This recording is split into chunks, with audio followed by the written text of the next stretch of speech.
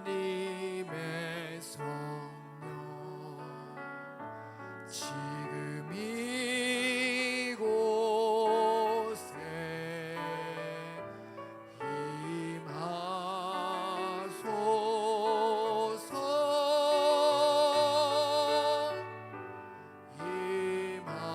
임하소서.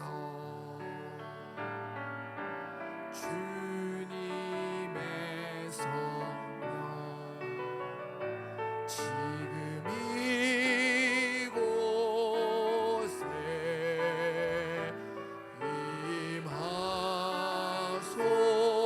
임하소서.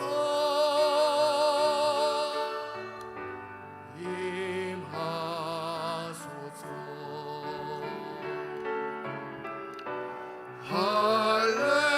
할렐루야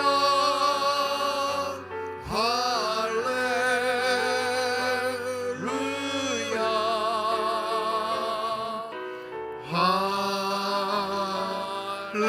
할렐루야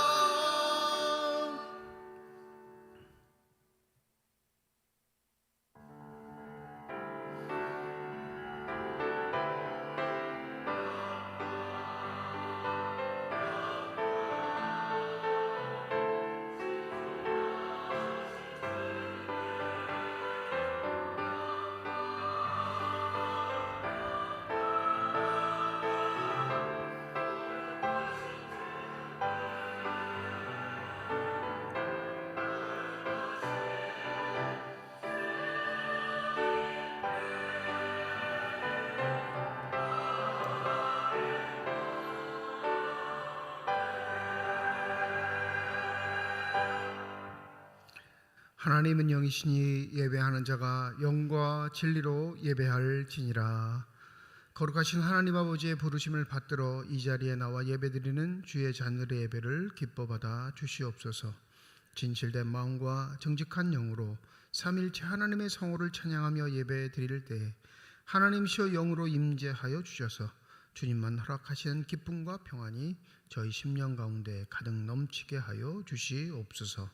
감사드리며 우리 주 예수 그리스도의 이름으로 기도드립니다. 아멘.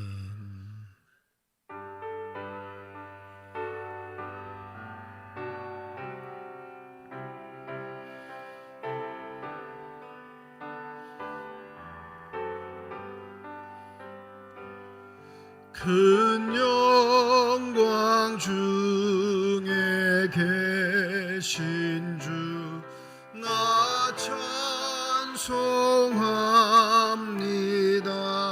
찬송합니다. 영원히 계신 주 이름 나 찬송합니다.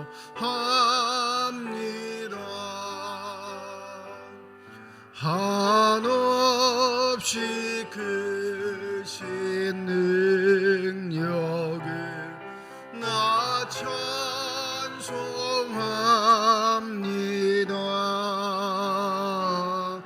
참되고 미쁜 그 언약 나 찬송합니다.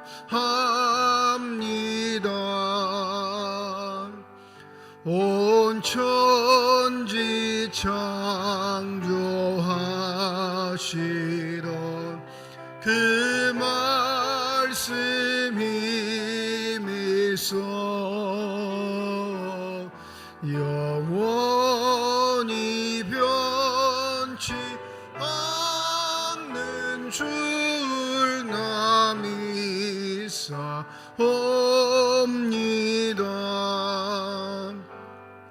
그 온유하신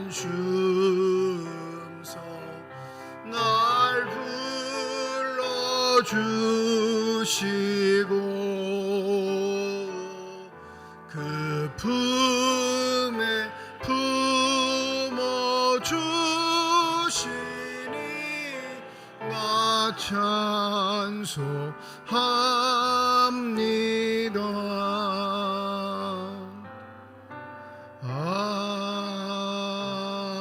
아멘. 믿음은 바라는 것들의 실상이요 보이지 않는 것들의 증거니 믿음으로 모든 세계가 하나님의 말씀으로 지어준 줄을 우리가 아나니 믿음으로 아벨은 가인보다 더 나은 제사를 하나님께 드림으로 의로운 자라 하시는 증거를 얻었으니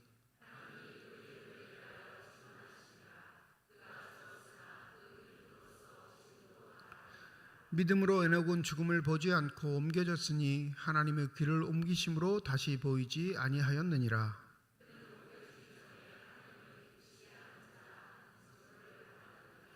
믿음이 없이는 하나님을 기쁘시게 하지 못하나니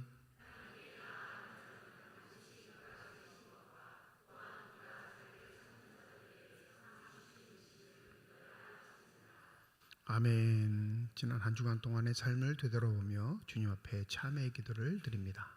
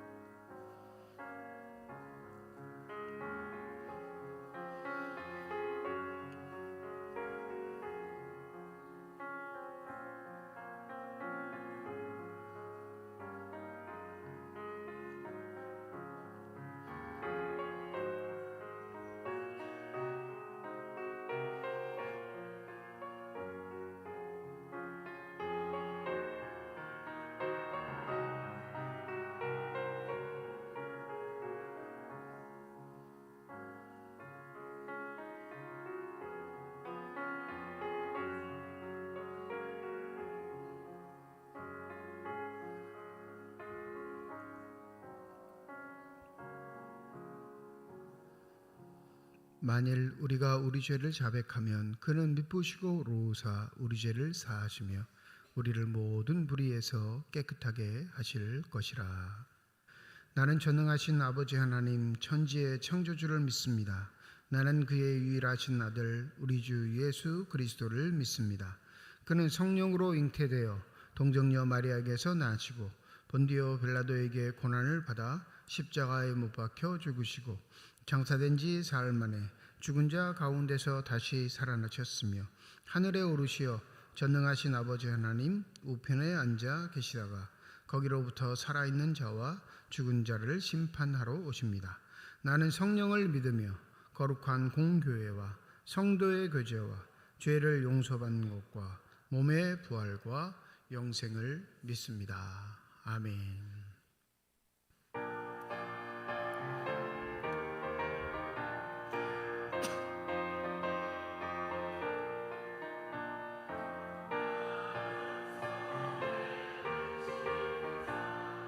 주 예수 앞에 달려라. 슬픈 마음 있을 때에라도 주 예수께 아뢰라. 주 예수 앞에 달려라. 주리의 친구니 무엇이나 근심하지 말고 주 예수께 아뢰라.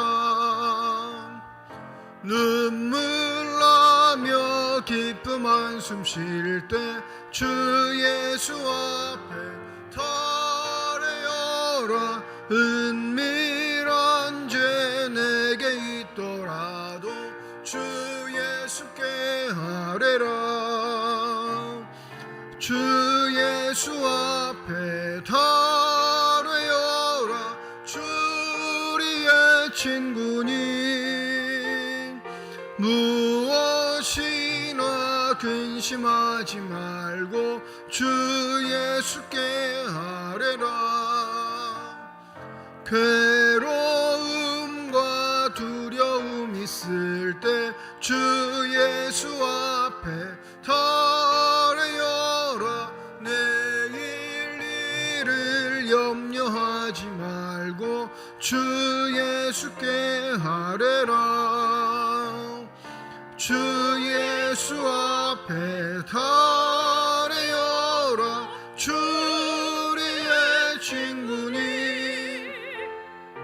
무엇이나 근심하지 말고 주 예수께 아뢰라.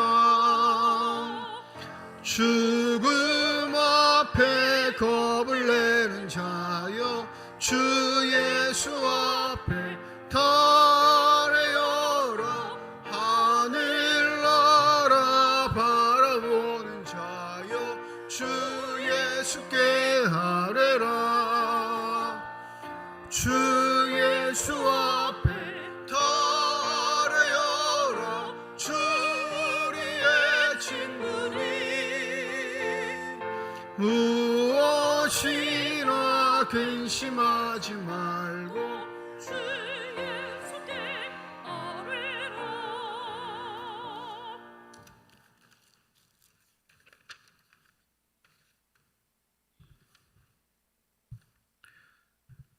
불가능한 일이 없으시며 우리를 둘러싼 힘든 일들 또한 모두 당신의 손에 있는 거룩하시고 우리의 친밀한 아버지 하나님, 주님에 대해 더 잘할 수 있도록 성경을 주셔서 감사드립니다.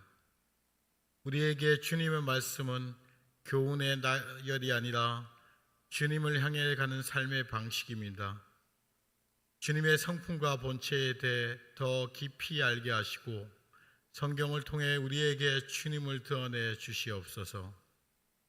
날마다 말씀대로 살고자 애쓴 우리가 지금 같이 모여 주님을 찬양하며 예배드리게 하심에 감사드립니다.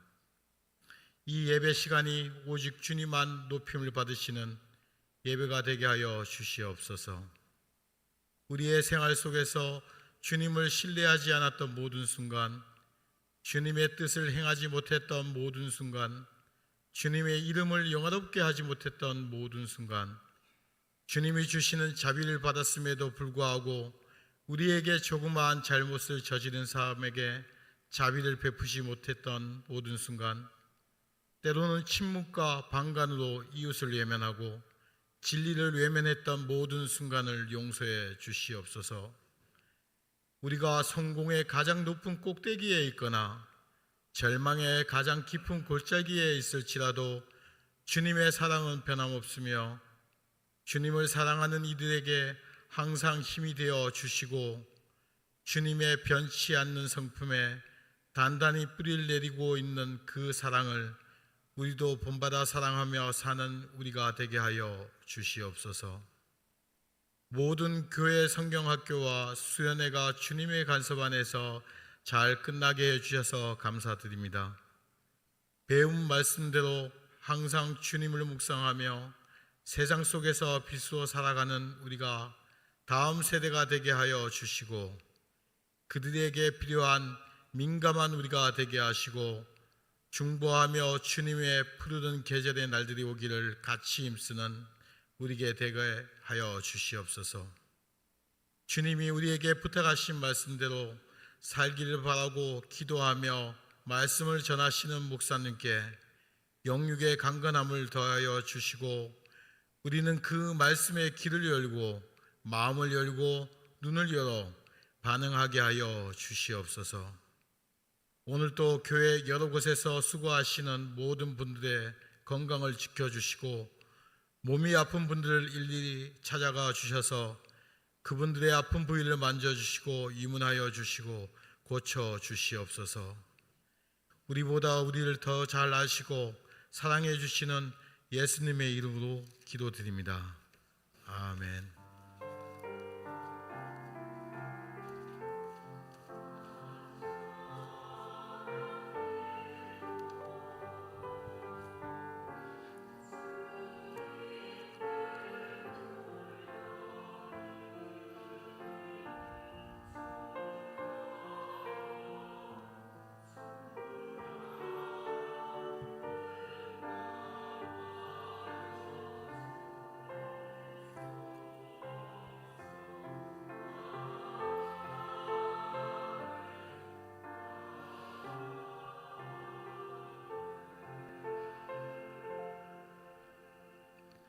성령 강림 후 12번째 주일 우리에게 주신 하나님의 말씀입니다. 구약성경 시편 112편 1절에서 10절 말씀, 신약성경 누가복음 14장 7절에서 14절까지의 말씀입니다. 다 함께 자리에 일어나 하나님의 말씀을 받겠습니다.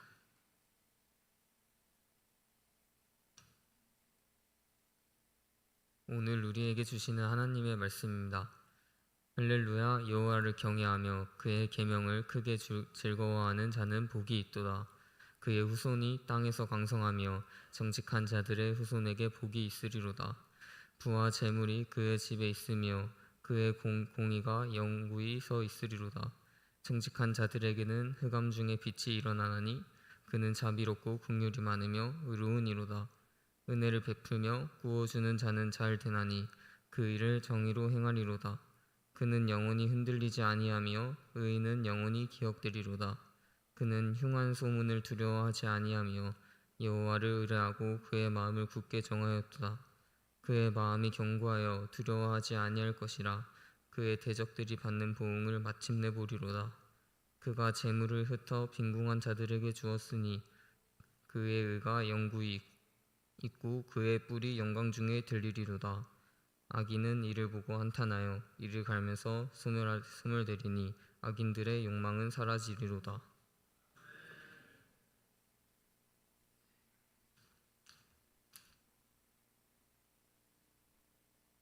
청함을 받은 사람들이 높은 자리의 택함을 보시고 그들에게 비유로 말씀하여 이르시되 내가 누구에게나 혼인잔치에 청함을 받았을 때에 높은 자리에 앉지 말라. 그렇지 않으면 너보다 더 높은 사람이 청함을 받은 경우에 너와 그를 청한 자가 나와서 너더러 이 사람에게 자리를 내주라 하리니 그때에 내가 부끄러워 그 끝자리로 가게 되리라. 청함을 받았을 때에 차라리 가서 끝자리에 앉으라. 그러면 너를 청한 자가 와서 너더러 버시어 올라 앉으라 하리니 그때에야 함께 앉은 모든 사람 앞에서 영광이 있으리라. 무릇 자기를 높이는 자는 낮아지고 자기를 낮추는 자는 높아지리라. 또 자기를 청한 자에게 이르시되 내가 점심이나 저녁이나 베풀거든 벗이나 형제나 친척이나 부한 이웃을 청하지 말라. 두렵건대 그 사람들이 너를 도로 청하여 내게 갚음이 될까 하노라. 잔치를 베풀거든 차라리 가난한 자들과 몸 불편한 자들과 저는 자들과 맹인들을 청하라. 그리하면 그들이 갚을 것이 없으므로 내게 복이 되리니 이는 의인들의 부활 시에 내가 갚음을 받겠음이라 하시더라. 하나님께서 이 말씀을 통하여 우리에게 은혜 주시기를 원합니다.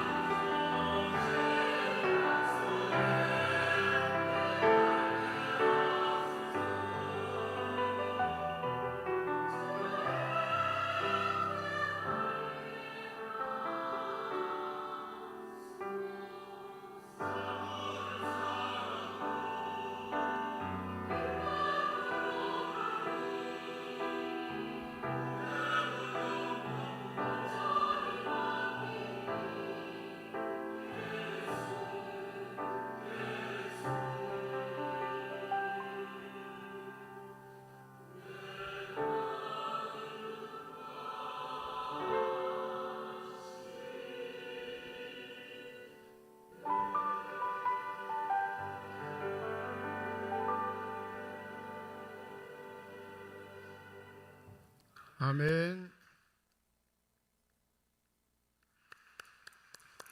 기도하겠습니다. 이 시간 우리들의 눈을 밝히사 주님의 얼굴 바라보게 하여 주시옵시고 우리의 귀를 여셔서 주 음성 듣게 하여 주시옵소서. 닫혀진 우리의 심령의 문이 성령의 은혜 가운데 활짝 열려지게 하여 주시사 하나님 품속에 품고 계시는 기쁨과 평안과 만족이 넘치는 복된 시간이 되게 하여 주시옵소서. 감사드리며 우리 주 예수 그리스도의 이름으로 기도드립니다. 아멘. 유대 사회에서 랍비라는 칭호를 듣는다는 건 그가 대다수의 경건한 유대인들에게 가장 존경받는 사람이라는 것을 나타냅니다. 그러니까 그 호칭 자체가 그가 어떠한 존재인지를 나타내지요. 유대인들에게 사랑받고 존경받는 랍비 중에 조나단 섹스라는 사람이 있습니다. 이 조나단 섹스가 율법서, 자신이 연구하는 게 구약 성경이니까 구약 성경 전체를 살피다가 한 가지 아주 독특한 점을 발견해냅니다. 평상시에는 그걸 그렇게 염두에 두지 않았는데 순간 그것을 깨닫고 충격을 받는 사건이 있는데, 내 이웃을 내 몸과 같이 사랑하라. 이게 율법의 대전제이고 우리의 삶에서 실제적으로 굉장히 중요한 말씀인데, 이게 구약 성경에 딱 한 번만 나온다는 걸 발견해요. 레위기 19장 18절에만 등장합니다. 구약 성경 39권 중에 그 외의 본문에 등장하지 않아요. 충격을 받아요. 실제적으로는 하나님을 사랑하는 것, 이웃을 내 몸과 같이 사랑하는 것이 전체 성경의 주제인데 어떻게 이 중요한 단락이 딱 한 번만 나올 수 있는가에 대한 고민을 하게 되죠. 더 충격을 받은 건 내 이웃을 내 몸과 같이 사랑하라는 딱 한 번 나오지만 나그네를 대접하라 라는 구절은 구약에만 무려 36번이 나옵니다. 여러분, 내 이웃을 내 몸과 같이 사랑하는 게 편할까요? 나그네를 대접하는 게 편할까요?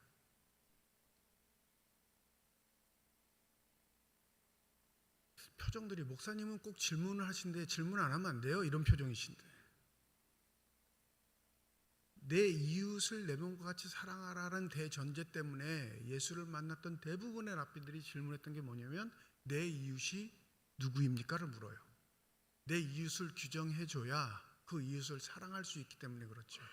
근데 이웃은 나와 가까운 사람이 이웃일까요? 먼 사람이 이웃일까요? 가까운 사람이에요. 다른 말로 하면 나와 이해관계가 있는 사람들. 그러니 나와 이해관계가 있는 사람들을 내 몸처럼 사랑하는 건 불가능한 일이 아니라, 어려운 일이 아니라 어찌 보면 가장 손쉽고 편한 일임에도 불구하고 우리가 그것을 어렵게 느끼는 건 우리가 점점점 완악해지기 때문에 그렇습니다. 그런데 나그네는요, 이 나그네는 충격적인 게, 나그네는 내 삶의 담벼락들을 뚫고 들어오는 사람들입니다. 그러니까 시기도 공간도 장소도 필요 없이 언제든지 불시에 나의 삶의 울타리를 뚫고 들어와 나에게 불안을 초래하는 자들. 근데 성경은 그걸 뭐라고 하냐면 그 나그네 대접하기를 어떻게 하라고요? 잘하라고요. 그렇게 해서 하나님께 축복을 받은 자가 있다라고 강조합니다. 그 사람이 누굴까요? 이스라엘의 첫 번째 아버지가 되는 사람, 믿음의 아버지가 되는 사람, 아브라함이에요. 우리 민족의 아버지가 되는 아브라함도 나그네를 대접하여 하나님께 축복받은 자가 됐으니 너희의 삶의 자리를 뚫고 들어오는 자들, 아무런 이유 없이 또 너희들에게 예고 없이 너희들의 삶의 침범자처럼 들어오는 그 나그네를 극진히 대접해. 이게 구약에 36번 나온다는 거예요. 그래서 이 랍비는 고민에 빠집니다. 하나님의 본뜻이 우리가 율법을 준수하여 하나님의 은혜를, 사랑을, 축복을 받기 위해 우리가 율법을 연구하고 고민하고 그것을 해석해 내놓는데, 하나님의 본뜻이 이 이웃사랑에 갇혀있는 우리를 더 넓은 공간으로 내보내시기 위함은 바로 나그네에게 있다라는 것을 깨닫게 되는 거죠. 저와 여러분은 안정적인 삶을 추구하기를 원합니다. 어찌 보면 그것 때문에 기도하는 것일 수 있고, 어찌 보면 그것 때문에 하나님 앞에 매어 달릴 수도 있습니다. 이 안정적인 삶을 추구한다는 건 변수 없는 것들을 제거한다라는 거예요. 불확실성들을 우리의 삶에서 제거한다는 겁니다. 그러니까 내가 예측 가능하고 내가 판단할 수 있으며 내 계획대로 삶이 이어지는 것을 원하는 게 우리의 삶의 본심인데 하나님은 우리의 삶을 그렇게 두지 않으신다는 거죠. 그 대표적인 예가 뭐냐면요, 우리 삶에 나그네가 침투에 들어와요. 오늘 누가복음 14장은 이 나그네에 관한 이야기는 아니지만 철두철미하게 이웃의 경계를 정해놓고 그 이웃의 경계 안에서 잔치를 벌이는 한 사건을 통해 예수가 진정 복된 삶이 무엇인지를 우리에게 알려주는 본문입니다. 오늘 본문은 7절부터 정해져 있지만 실제적으로는 1절부터 정해져 있어요. 근데 앞에 단락은 제가 일부러 띄워놓고 7절부터 14절까지를 기록해 놨는데 1절에 보면 이런 말씀이 기록되어 있습니다. 안식일에 예수께서 한 바리새인 지도자의 집에 떡 잡수시러 들어가시니 그들이 엿보고 있더라. 우리가 알고 있듯이 바리새인들 이건 예수와 늘 대척점에 있고 더불어 이 안식일의 사건에서는 늘 언제나 예수와 반대편에 서 있는 자라는 걸 우리가 잘 압니다. 여러분, 이렇게 싫은 사이면 만나서 밥 먹는 게 편할까요? 불편할까요? 불편하면 이거 갈까요? 안 갈까요? 저 같으면 절대 안 가요. 예수의 행동이 이해가 되지 않으면 바로 여기에 있어요. 끊임없이 그렇게 못살게 굴고 끊임없이 반격할 뿐만 아니라 함께 하는 그 자리의 석상 때문에 결국엔 예수를 죽이려고 결단하는 이 무리, 예수가 몰랐으면 모를까 이미 알고 계심에도 늘 언제나 바리새인들이 손을 내밀면 예수는 그 손을 잡으십니다. 신비할 정도예요. 이 정도 기질이 돼야 목회를 할 수 있는지는 모르겠지만 저는 싫은 사람 안 만나거든요. 목사님이 나를 멀리 하시는 것 같아. 그러면 그렇게 생각하시면 돼요. 목사님 날 싫어하시나 보다. 네, 그렇게 생각하시면 돼요. 제 일상에 누군가 들어오는 것도 별로 좋아하지 않을 뿐더러 제가 누군가에게 다가가는 것도 별로 안 좋아합니다. 그러니까 목사로서는 되게 안 좋은 성격이에요. 그러니까 이런 본문을 읽을 때마다 좀 마음에 부담스러운 게 뻔히 아는데 원수라는 것. 그리고 오늘 1절에 뭐라고 해요? 그들이 엿보고 있더라 이렇게 말해요. 그리고 이들의 음흉함이 어디에 등장하냐면 이 본문의 2절에 보면 주의 앞에 수정병 든 한 사람이 있는지라. 잔치에 누군가를 초대한다는 건 유대 사회에서 자신의 신분이 어떠한다는 걸 알리는 겁니다. 그러니까 그 잔치에 올 수 있는 사람은 막 오는 게 아니라요, 초대받은 사람만 와요. 그러니까 초대받은 사람들의 면면을 살피면 이 초대한 자가 어떠한 위치에 있는지를 알 수밖에 없는 게 유대 사회의 특징이에요. 그러니까 같이 밥 먹자 이 정도 아니에요. 이렇게 잔치를 벌인다는 건 내 신분을 자랑하기 위함이에요. 그리고 나와 함께하는 이웃이 누구인지를 드러내기 위함입니다. 그런데 이 잔치에 바리새인 지도자라고 했어요. 랍비 중에도 최고급인 거예요. 그런데 수종병 든 자가, 이건 말이 안 돼요. 유대 전통을 알면 이거는 뭐지? 이렇게 할 수밖에 없는. 잔치에 초대했는데 수종병 든 자가 있다. 쉽게 말하면 물을 과하게 먹어서 늘 갈증이나 물을 계속 마시는데도 그 갈증을 해소할 수 없는 그런 병자예요. 이 물을 계속 마시면 그 물을 배출할까요? 계속 몸에 저장하고 있을까요? 배출해요. 그러니까 유출병의 일부로 여기는 병이란 말이에요. 즉 율법의 규정에 의하면 이는 부정한 자입니다. 부정한 자란 우리 새벽 기도회 때 지금 열심히 배우고 있죠. 네? 귀에 피나도록 지금 듣고 계시잖아요.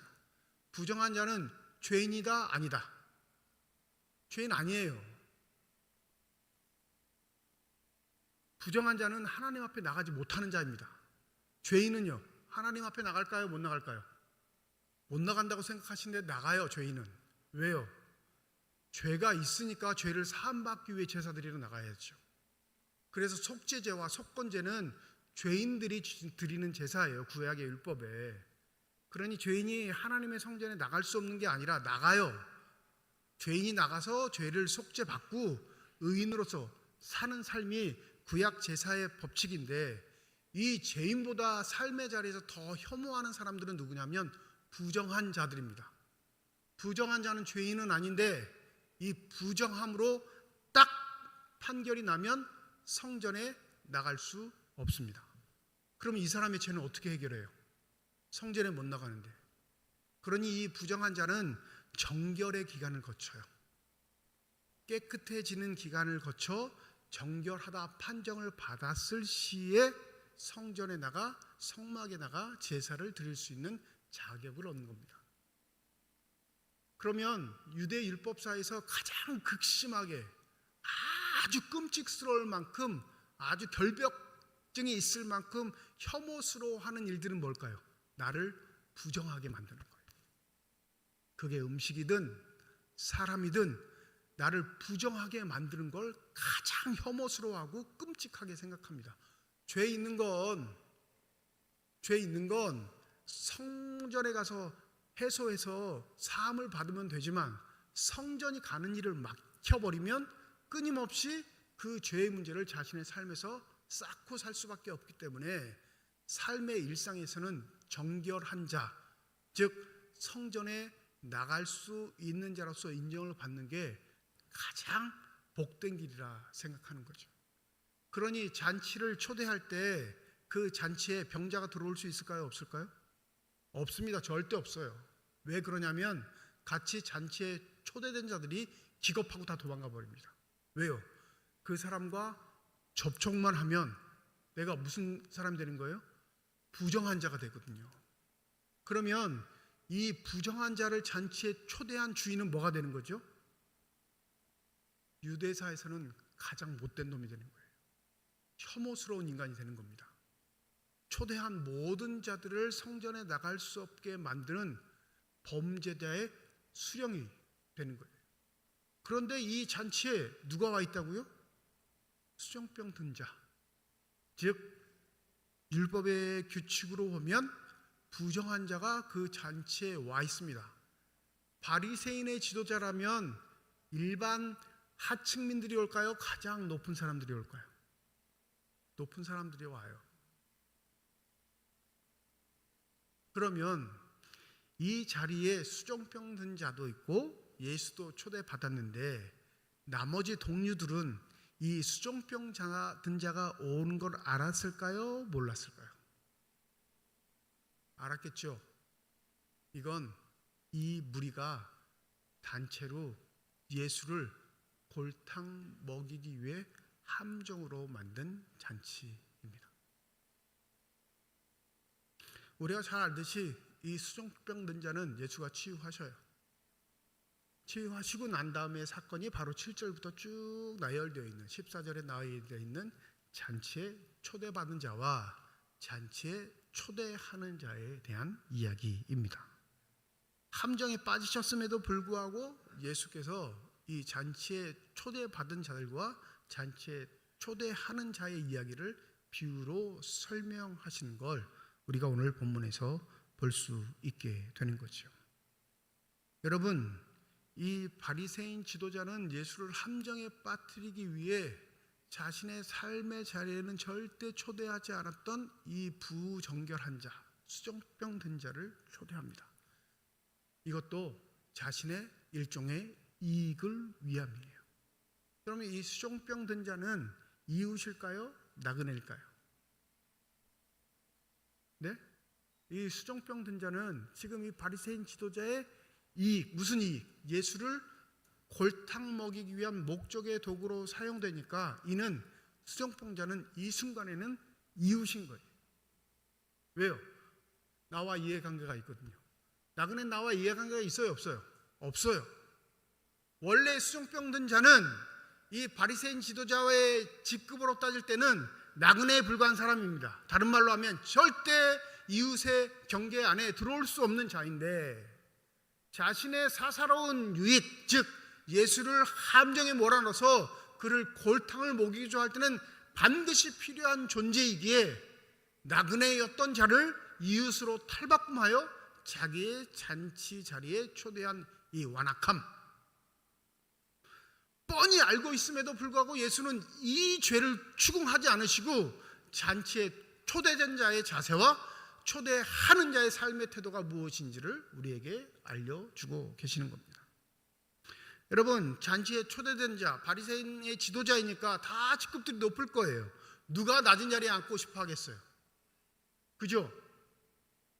누가 초대된지 모르겠지만 초대한 자가 바리새인의 지도자이니까 가장 상류층에 있는 자들 중에 자기가 초대됐다는 확증은 있습니다.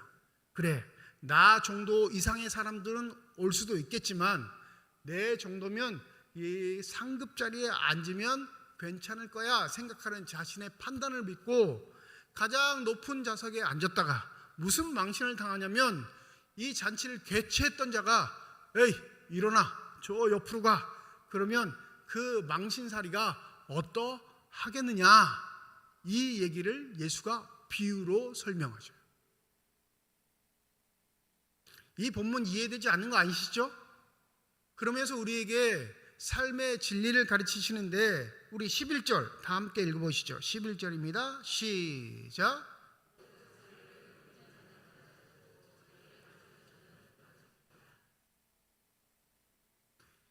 이 말씀 모르는 자가 없는데 이 못된 행실을 꾸짖지 않으시고 이 잔치 석상의 자리 다툼에 대한 문제로 이 비유를 이끌어 가시면 우리가 주목해야 할 점이 있습니다. 내가 마땅히 받아 누릴 잔치의 자리, 그 확신이 내 판단 가지고는 절대 온전해질 수 없다는 걸 우리에게 말씀하세요. 여러분, 이 잔치는 혼인잔치라고 말해요. 8절에 혼인잔치. 이 혼인잔치는 천국을 비유할 때 가장 신약에서 복음서에서 많이 통용되는 단어입니다. 그러니까 이 잔치의 주체자는 누구일까요? 오늘 누가복음 14장의 단락에 보면 바리새인 지도자이긴 하지만 비유로 말씀하시는 이 혼인잔치의 주체자 하나님이에요. 하나님. 그래서 오늘 7절에 보면 비유로 말씀하여 이르시되, 지금 현장은 바리새인 지도자가 벌이는 잔치의 자리인데 예수의 말씀은 천국 잔치를 비유로 말씀하시는 겁니다. 지금 이 상황을 그대로 누리고 있는 사람들에게 자 들어봐, 혼인잔치가 벌려졌어. 그런데 나는 꽤 괜찮은 사람, 멋있는 사람, 대단한 사람이라고 이미 사람들에게 그런 평판을 듣고 있는 자이기도 하고 뿐만 아니라 그 지위를 획득한 자일 뿐만 아니라 당연히 이것 자타 다 공인하는 그런 인물이기에 내가 가장 높은 자리에 앉았는데 불현듯 이 잔치를 주최한 주최자가 어이 당신 일어나 저기 말석으로 가, 그러면 그 창피함이 얼마나 극심하겠느냐, 비유로 말씀하셔요. 내가 하나님을 위해서 좀 일 좀 했고 뿐만 아니라 그 일함에 대한 대가 직위도 받았고 그 직위가 부끄럽지 않을 만큼 사람들에게 명성을 얻어서 내가 당연히 하나님 앞에 칭찬 들을 자리에 앉아도 되는 사람인 줄 알았는데 하나님이 너를 초대하신 그 자리에서 일어서셔서 야, 너 저 맨 끝으로 가 말씀하시면 내가 가진 신앙이 무엇이 되겠느냐 물어보시는 거예요.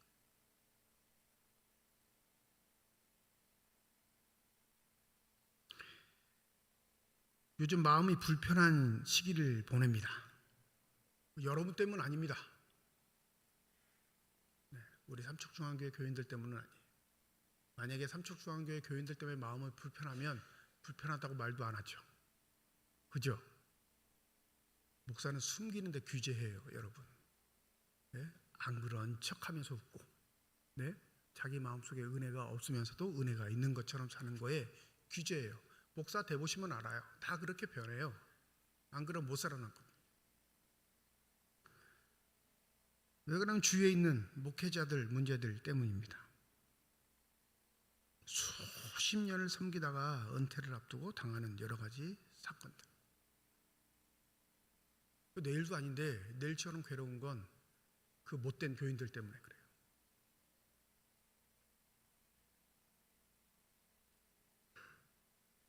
여러분, 우리의 관계가 이렇게 틀어진 건 무슨 이유 때문일까? 정말로 교인이 못되고 나쁘기 때문일까? 아니면 목사가 그런 세월들을 방관하고 그냥 방치해서 결국엔 자업자득으로 자신이 얻게 되는 것 때문일까? 그런데 이 설교 본문을 묵상하고 설교를 준비하면서 그 생각을 주님께서 딱 주셨어요. 왜 너는 꼭 그 자리가 네 자리라고 생각하지? 왜 은퇴를 앞두고 있는 목사들은 꼭 그렇게 받고 대접받고 칭찬 듣고 화려하게 축하받으며 은퇴하는 게 자신의 마땅한 자리라고 생각하지? 충격이었어요. 주님 평생을 헌신하지 않았습니까? 주님 평생 눈물 뿌려가며 주의 나라를 위해 헌신하지 않았습니까? 주님 다른 것도 아니라 주님의 집을 세우기 위해 자신의 삶 돌보지 않고 그렇게 살았으면 마땅한 것 아닙니까? 라는 이 질문에 잔치의 주체자인 하나님이 일어나셔서 너 맨 끝자리로 가. 그럼 끝이에요. 판단은 내가 하는 게 아니라 누가 하신다고요? 하나님이요. 그러니까 무서운 거예요, 여러분. 우리가 사는 이 공동체는 대부분의 사람의 평판, 인정, 또 사람들이 말하는 것으로 인해 내 삶의 일들이 규정 짓는다는 착각을 합니다. 저와 여러분은 가지고 있는 직분이 있죠. 저는 목사라는 직분, 또 여러분 앉아있는 모든 분들은 항전직이든 서리집사든 아니면 성도든 다 자신이 맡은 직분이 있어요. 그 직분에 걸맞게 살지 못해 우리는 부끄러운데 그 직분에 걸맞게 살았다면, 누구든 다 그렇게 칭송하고 칭찬한다면 당연히 우리의 자리는 바로 하나님 곁이라 생각할 때가 많을 겁니다. 그거 당연하죠. 왜? 나만 생각하는 게 아니라 누구도 그렇게 생각한다고요? 모든 교인도 다 그렇게 생각합니다. 그런데 그 잔치의 주체자가 되신 하나님이 너 뭐야? 왜 여기 앉았어? 저 맨 끝으로 가 하시면 그거에 대해 반발할 수 있을까요? 없을까요? 없어요, 여러분. 그래서 잔치의 주체자가 되시는 하나님의 아들 예수 그리스도가 말씀하신 겁니다. 야, 맨 끝에 자리에 앉아. 다른 말로 하면 주님, 나는 해놓은 게 아무것도 없는 무익한 사람이니 이 잔치에 참여할 자격도 되지 못합니다 라는 심정으로 살아. 그 마지막 잔치에 하나님이 너 맨 마지막에 앉아있는 너를 너 왜 거기 앉아있니? 일어서 내 옆으로 와. 그럴 때 너의 삶에 비치는 영광이 어떠하겠느냐. 하나님의 일을 하면서도 대가를 바랍니다. 또 은근히 그렇지 않은 척 외부적인 것은 묘사하고 내부적으로는 욕심이 들끓어요. 나만큼 하는 사람이 어딨어? 나만큼 헌신하는 사람이 있으면 나와보라 그래. 또 드러내면 교만하다고 하니까 속으로만 자기 스스로에게만 만족시키기 위한 처세술에 능한 사람들이 되어버립니다. 그러하기에 여러분, 이건 사회생활에서 높고 낮음이 아닌 하나님 나라를 위해 살아가는 우리의 삶의 자리에서 하나님의 사람으로 살아가는 삶의 길에서 과연 우리는 우리 자리 스스로를 어떻게 평가하는지를 다시금 되짚어 볼 수 있는 복된 말씀인 줄 믿습니다. 여러분, 사람의 관심에, 사람의 소리에, 사람의 인정에 그리 마음 열고 살지 마세요. 그것에 마음 열고 살면 무슨 일이 벌어지냐면요, 내 이웃을 점점 내 이익과 관련된 자들로만 한정하게 됩니다. 그러면 그 이웃들은 자기도 받을 게 있으니까 결코 나에게 못된 소리 못합니다. 오늘 본문 12절과 14절은 이 잔치를 주최하는 자에게 주시는 교훈이에요. 잔치를 주최하는 자에게 주시는 교훈. 너무나 잘 알죠? 13절과 우리 14절 한번 읽겠습니다. 13절과 14절입니다. 시작.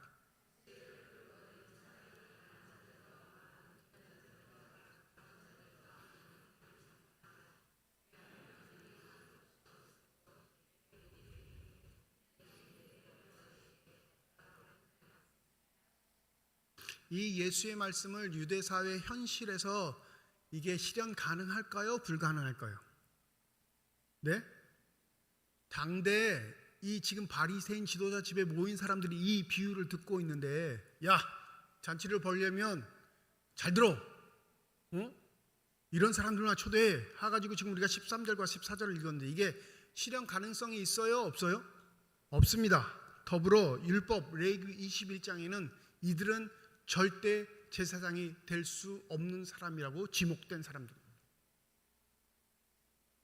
뭐라고까지 하나님 말씀하시냐면, 제사장 아론의 자손 중에 흠이 있는 자는 나와 여호와께 화제를 드리지 못할지니 그는 흠이 있은즉 나와서 그의 하나님께 음식을 드리지 못하느니라. 이 흠이 있는 자가 오늘 본문에 등장하는 나열된 사람들이에요.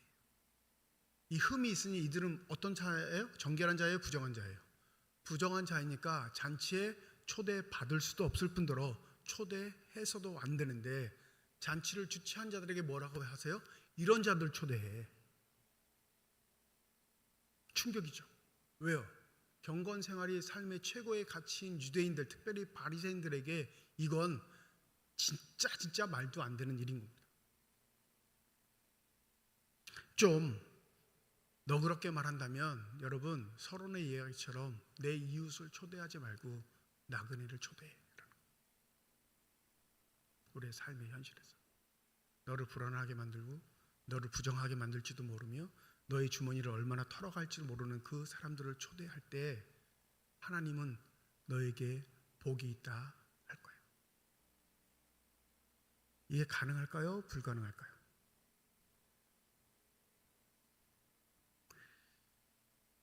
제 목양실 사무실이 통로 바로 옆에 있습니다.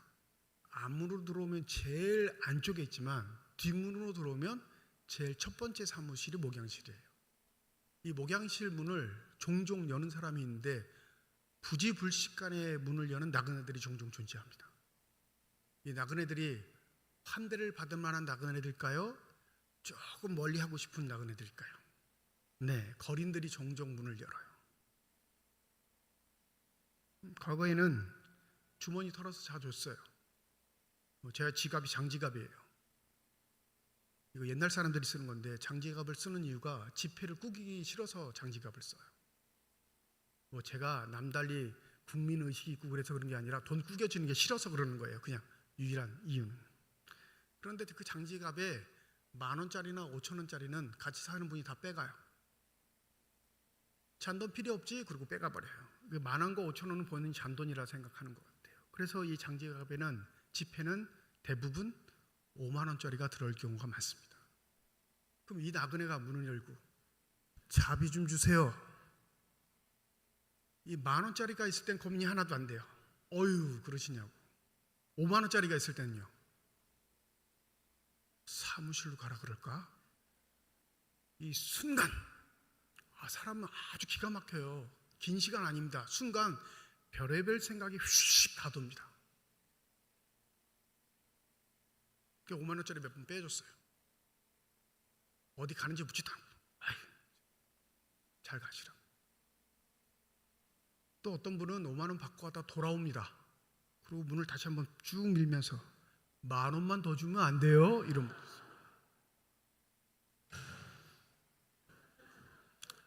그럼 저도 그 부탁은 듣지 않습니다.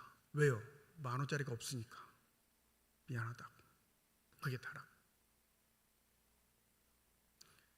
그러니 이게 목사한테는 꽤 충격적인 일이었던 것 같아요. 이 사람이 못돼서 그렇죠.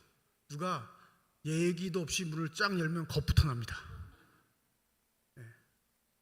문을 잠가놓을 수도 없고.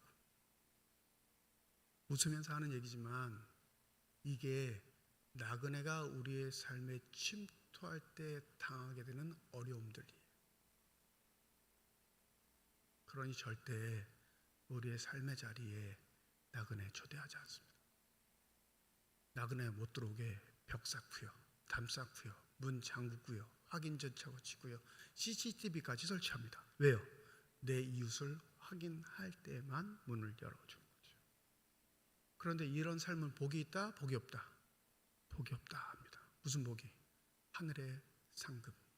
우리가 결산받을 그날에 하나님께 받을 상이 없다 말씀하십니다. 그러니 하나님을 믿는 믿음은요, 허황된 게 실현 불가능한 일들을 우리의 삶에서 실현하고 사는 게 믿음의 삶이기에 그 보이지 않는 하나님을 믿는다는 건 너무너무 어렵고 힘든 겁니다. 뿐만 아니라 그건 늘 언제나 부담을, 모험을 감수해야 하는 일이기도 합니다. 교회가 경직돼 갈 때마다 하나님은 우리에게 요청하시는 일들이 있습니다. 그건 반드시 나그네를 우리에게 보내신다라는 거죠. 계획에도 없었고 뜻한 것도 아니고 우리 준비도 되지 않았는데 하나님은 이 교회 공동체를 살리기 위해서 나그네와 같은 일들을 만드셔서 우리에게 제시하셔요. 근데 그 일에 감사함으로 감당하면, 그 일을 기쁨으로 감당하면 하나님께서 우리를 뭐라고 하시냐면 복되다 하실 줄 믿습니다. 지난 당회 때 우리 태백시찰에 있는 생명샘교회를 어떻게 도울까 논의가 있었습니다. 당회가 끝나고 참 감사했던 건 장로님들 통이 많이 커지셨다, 이 생각 때문에 이미 감사했고, 또 한 가지는 이런 일들에 대해 당회가 거부감을 느끼지 않는 것도 감사했습니다. 여러분, 이 일은 하나님이 우리 교회를 복주시기 위해 나그네를 보내신 것과 같은 일입니다. 불현듯 우리 마음에 먼저 그 생각 들 거예요. 이따 광고 시간에 말씀드리겠지만, 목사님 저번에도 했잖아요. 목사님 우리도 어렵잖아요. 목사님 아시잖아요, 지금 경제가 얼마나 어려운지. 나 그래도 할 만큼 하면서 살았잖아요. 그거 다 우리 이웃, 내가 정해놓은 경계, 담벼락 안에 있는 사람들을 위한 일들 아니었을까요? 그런 담벼락을 자꾸 높이는 우리들에게 하나님 그 담벼락을 부셔서 나그네를 보내십니다. 기억해, 나그네를 대접하는 게 너희들에게 복이야. 기억해, 너의 삶의 불안을 초래하는 자들이 너희들 앞에 등장했을 때 그가 바로 하나님임을, 위장된, 변장된 하나님, 그 하나님을 볼 줄 아는 자만이 아브라함의 복을 받을 것이라 우리에게 말씀하십니다. 여러분, 과연 여러분은 여러분의 삶의 자리에 누구를 초대하시겠습니까? 우리가 초대하지 않고 우리의 이웃들의 경계를 정해 이웃들과 즐기는 잔치를 벌일 때 하나님은 그 담벼락을 허물고 나그네를 보내셔서 하나님의 복이 무엇인지 우리에게 반드시 알려주시게 될 줄 믿습니다. 그 나그네를 환대하는 삶의 길이 우리에게 복이 된다는 사실을 잊지 마시고 이 은혜 가운데 거하실 수 있는 저와 여러분이 되시기를 주님의 이름으로 축원드립니다. 기도하겠습니다. 한 번도 바리새인에게 수종병 든 자는 이웃인 적이 없었습니다. 그는 나그네일 뿐이고 외면해야 될 사람일 뿐만 아니라 상종하지 않아야 될 사람이었습니다. 그러나 예수를 함정에 빠뜨리는 골탕 먹이는 일에 이 수종병 든 자는 바리새인의 이웃이 됩니다. 이 완악함, 이 고집스러울 정도로 하나님의 나라를 무너뜨리고 하는 속성은 우리에게도 여전히 있습니다.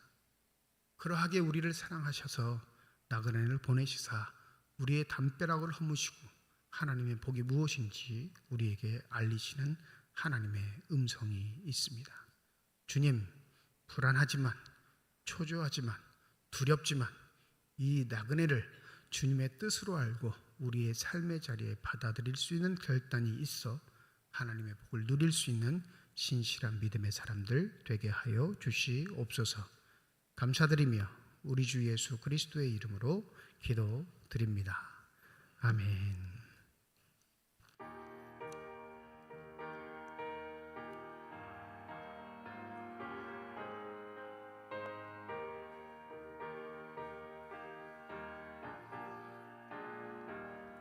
큰 물결이 설레는 어두운 바다, 저 등대의 불빛도 희미한데 이 풍랑에 배저 항해하는 이 작은 배 사공은 주님이라. 나 두려움 없도다. 주 예수님 늘 깨어 계시도다. 이 흉흉한 바다를 다 지나면 저 소망의 나라에 이르리라. 큰 소리로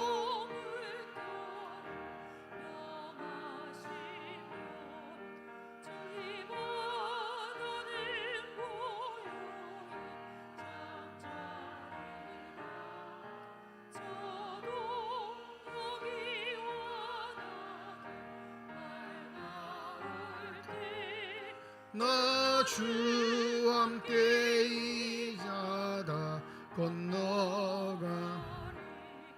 나 두려움 없도다.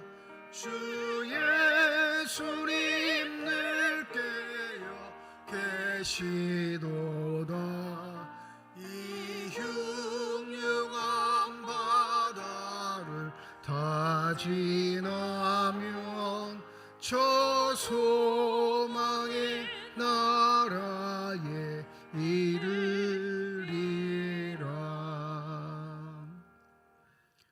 최영자 권사님 가정에서, 이현순 권사님 가정에서, 한동환 수집사님 가정에서 건축 헌금 드리셨습니다. 하나님 아버지 은혜와 사랑을 진심으로 감사드립니다. 거룩한 주일 주의 전에 나오게 하시고 나올 때 빈손으로 나오지 아니하고 주 앞에 드릴 수 있는 예물 있게 하심을 감사드립니다. 이 예물 쓰여지는 곳 하나님의 사랑이 널리진 것 되게 하시고 하나님의 이름으로 심겨져 하나님께서 원하시고 뜻하시는 풍성한 열매들이 가득 맺혀질 수 있는 거룩한 예물 되게 하여 주시옵소서. 예물을 드리며 기도의 제물을 담아 드리는 손길과 과정 주님께서 아십니다. 우리의 기도에 응답하시는 하나님, 우리와 함께 하시겠다 약속하신 하나님, 우리의 삶의 자리에 하나님이 함께 하심을 늘 깨달을 수 있도록 성령의 은혜 더하여 주시옵시고 어떠한 경우에도 믿음 잃지 않고 하나님을 신실하게 바라볼 수 있는 믿음의 선한 사람들 되게 하여 주시옵소서. 때론 우리의 삶의 자리에 찾아오는 사건과 사고들로 인하여 우리의 삶의 기반이 흔들릴 때라도 우리의 믿음은 흔들리지 않도록 성령의 충만함 더하여 주셔서 주님 우리에게 허락하신 그 나라, 우리를 위해 예비하신 그 나라를 바라보며 아름답고 우직하게 용기 있게 믿음의 길을 걸어갈 수 있는 단단함이 우리의 삶에 있게 하여 주시옵소서. 임마누엘 찬양들을 비롯한 예배위원들과 교회학교 교사를 비롯한 모든 재직회부서들을 축복하여 주셔서 하나님 나라를 위해 주의 몸된 교회를 위해 헌신하는 자들에게 허락하신 성령 충만한 회복이 저들에게 있게 하여 주시옵소서. 그리하여 겸손하게 하시고 한결같게 하시고 모든 일을 주께 하듯 할 수 있는 신실한 사람들로 하나님께 인정받는 삶이 되게 하여 주시옵소서. 병상에 누워있는 환우들, 그 환우들을 돌보는 가족들을 주님 아십니다. 그 생명의 손길, 치유의 손길로 한부에 안수하여 주셔서 저들의 질병, 고통, 아픔이 치유되게 하여 주시고 강건하여져 더욱더 주님을 깊이 사랑할 수 있는 믿음의 사람들이 되게 하여 주시옵소서. 우리 자녀들 이제 새 학기 하반기를 시작합니다. 지혜와 명철을 더하여 주시옵시고 주님 성품 닮아가는 귀한 믿음의 아들, 딸들 되게 하여 주셔서 하나님께서 쓰시고자 할 때 얼마든지 기쁘시게 아름답게 쓰실 수 있는 주님의 사람들로 성장할 수 있는 귀한 계절이 되게 하여 주시옵소서. 감사드리며 우리 주 예수 그리스도의 이름으로 기도드립니다. 아멘.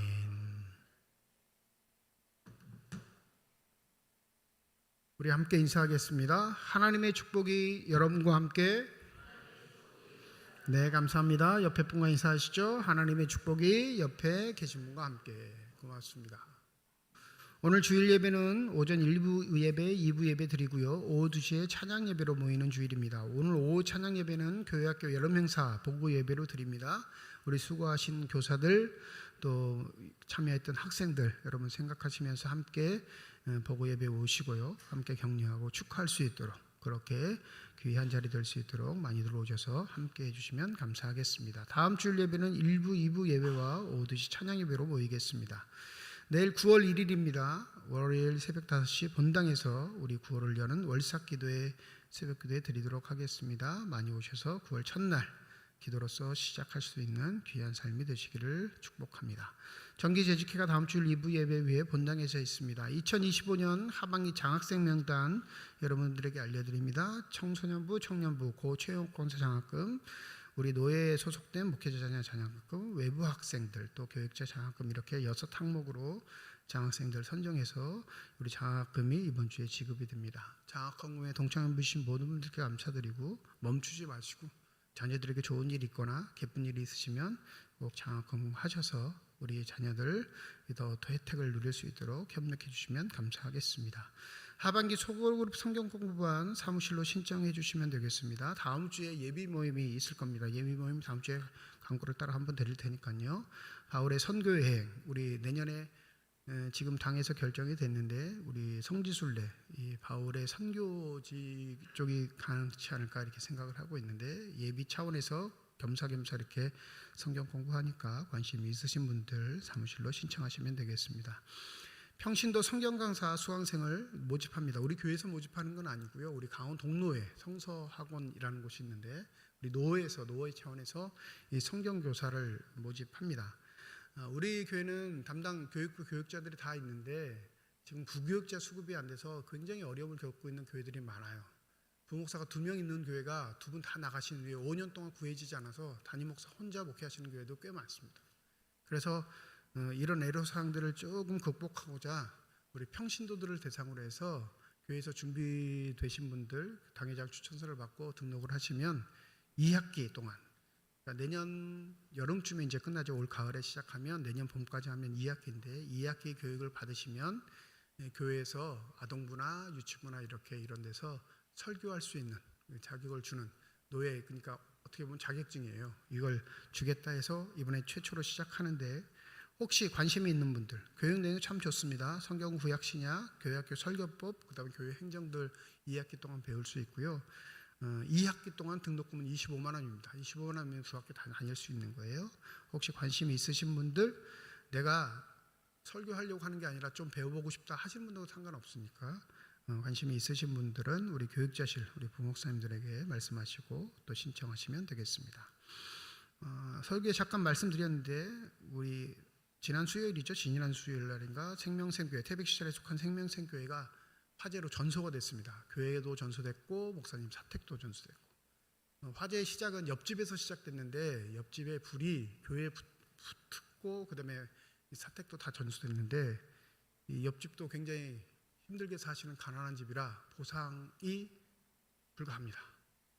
그래가지고 지금 목사님하고 사모님은 이 시에서 제공하고 있는 임시수급에 지금 지내시고 계시고 노회에서는 어떻게 도울까 이렇게 지금 준비를 하고 있는 상황인데 우리 당에서는 9월 한 달 동안 우리가 마음을 모아서 헌금을 해가지고 그걸 전달하자 이렇게 결정을 했습니다.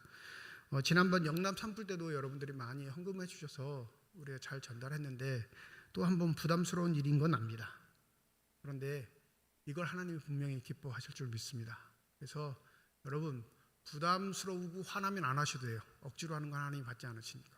그런데 마음에 긍휼함이 있고 그래도 동참해야겠다 하는 마음이 있으신 분들은 여기 헌금 봉투 넣어드렸으니까 9월 어느 주간에 하셔도 상관없습니다. 꼭 이 봉투에 안 하셔도 되고요. 감사헌금 봉투나 다른 봉투에 태백 이렇게만 적으셔도 돼요. 뭐 생명생교회까지 기억 못하시면 그러면 그 헌금은 다 저희가 목적 헌금으로 해서 우리 화재로 어려움을 겪고 있는 생명생교회에 돕는 곳에 사용하도록 하겠습니다. 우리 사진이 준비되어 있네요. 네. 그럼 한 4컷 정도 되죠? 네, 목사님 사모님이시고요. 네. 네. 저 입고 있는 옷만 입으시고 나오신 거예요. 아무것도 갖고 나오지 못하고. 그래가지고 노예도 지금 대책을 세우고 있고 각 교회들도 이걸 위해 함께 기도하고 또 모금하고 있으니까 여러분들 마음에 감동되시는 대로 자유롭게 9월 한 달 동안 헌금하시면 되겠습니다. 광고는 오늘 한 번만 합니다. 주보에 광고는 싫지만 구두 광고는 오늘 한 번만 하고 자율적으로 여러분들이 협력해 주시면 되겠습니다. 삼척 시차례가 이번 주 목요일 오전 11시 고천교회에서 있습니다. 교회에서 출발은 오전 10시 30분에 하겠습니다. 우리 서지환 집사님 청년부 간사로 임명합니다. 아름답고 복되게 섬겨주시길 주님의 이름으로 부탁을 드립니다. 우리 이동식 목사님 교회에 부임하셔서 첫 번째 여름 휴가신데 오타가 났어요. 네. 4일날 돌아오라 그러면 화낼 거예요. 6일날입니다. 9월 6일까지 토요일이 6일이거든요. 6일까지 여름 휴가를 보냅니다. 우리 가족들과 함께 휴가 보내시는데 잘 다녀오실 수 있도록 기도해 주시면 감사하겠습니다. 이제 다 함께 자리에 일어나셔서 결단 찬양 하나님께 드리겠습니다.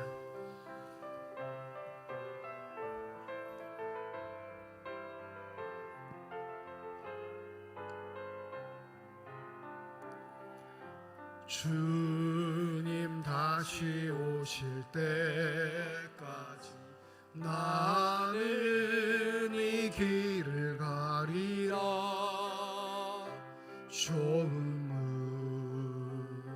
좁은 길 나의 십자가 지고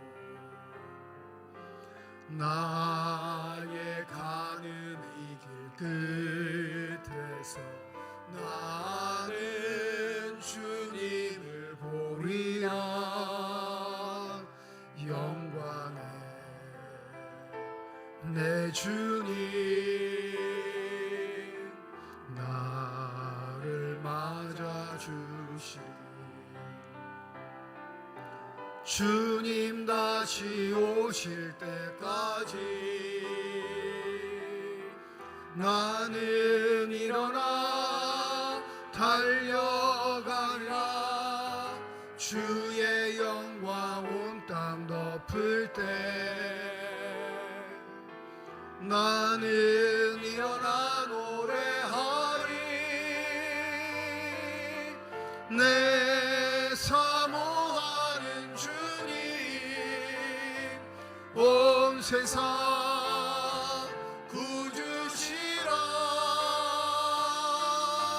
내 사모하는 주님 영광의 왕이시라. 내 사모하는 주님 온 세상 구주시라. 내 사모하는 주님 영광의 왕이시라. 이제는 우리 주 예수 그리스도의 은혜와 하나님의 사랑과 성령님의 내주 교통인도 역사 충만하심이 주님의 말씀을 마음에 새기고 삶의 자리에 돌아가 언제든 불시에 우리를 찾아오는 나그네를 환대할 수 있는 마음을 가지고 살아가기를 소원하는 주님의 거룩한 자녀들, 이들의 가정과 일터와 앞길 위에 이제로부터 영원토록 함께 하시기를 간절히 축원하옵나이다. 아멘.